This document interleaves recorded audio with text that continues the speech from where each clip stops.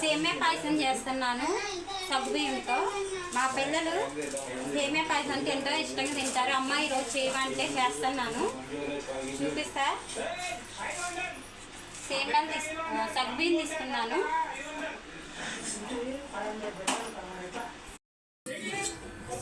సగ్గుబియ్యము ఇలా ఉడికించుకోవాలి.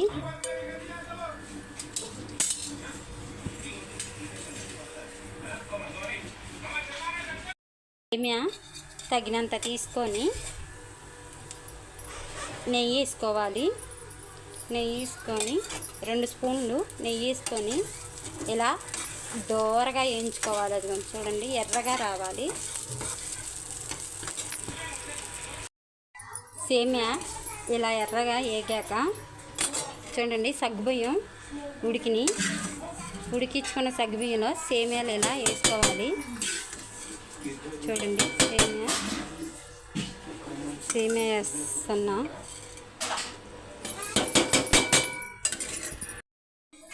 సేమియాను సగ్గుబియ్యం ఇలా ఉడికాక బెల్లం 1 గడ్డ దంచుకొని ఇలా వేసుకోవాలి.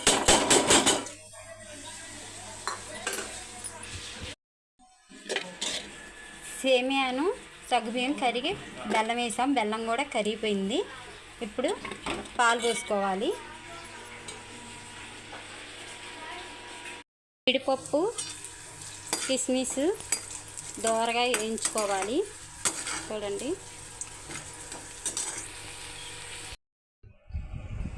ఎలా ఉంది ఖుషి? సూపర్. ప్రణతి